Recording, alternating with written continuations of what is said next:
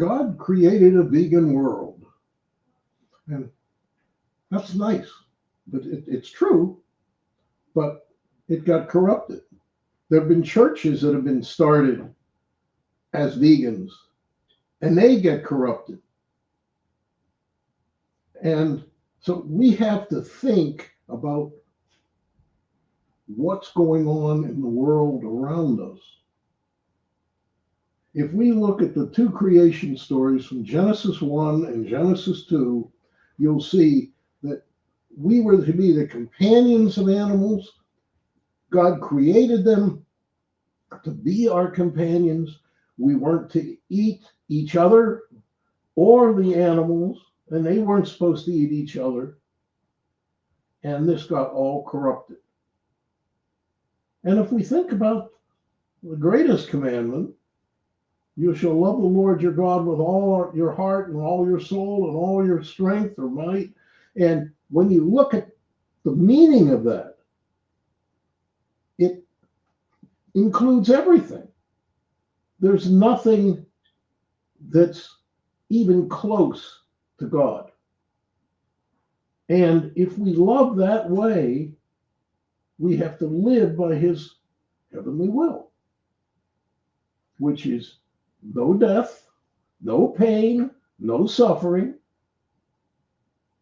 So there's nothing that's left that would ever cause somebody to think it's okay to eat another living being or to abuse another living being. There isn't. So what we have to look at is, are we willing to live in God's heavenly will, which he used to create everything? His heavenly will is a reflection of what he created. Or he created what was his heavenly will. Doesn't matter. The same thing holds true, no matter which way you look at it. He created a vegan world, and he will have a vegan world in the new heaven and the new earth. And there'll be no desire to eat anything that comes from an animal.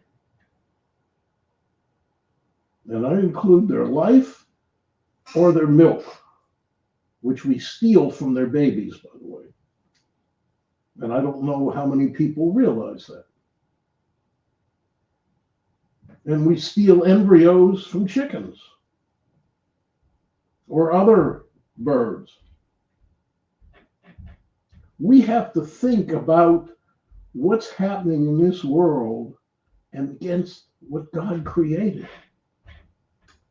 We're supposed to live in peace. Something tells me that's something we talk about at Christmas.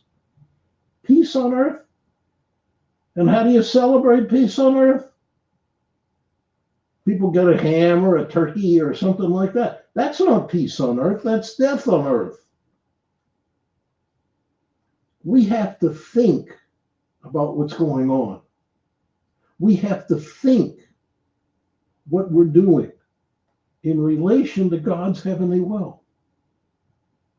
God created a vegan world.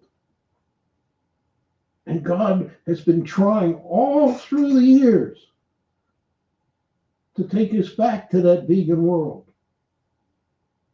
And look at what Jesus talks about. He doesn't eat any flesh. He doesn't talk about eating any flesh. He cleansed the temple because they were turning it into a den of thieves. They were stealing money for things that were not of God's commandment. The whole sacrificial system was not necessary. Nothing there was necessary. It wasn't in God's heavenly will. We're supposed to obey God. And God says obedience is better than sacrifice. So there's no excuse. Amen.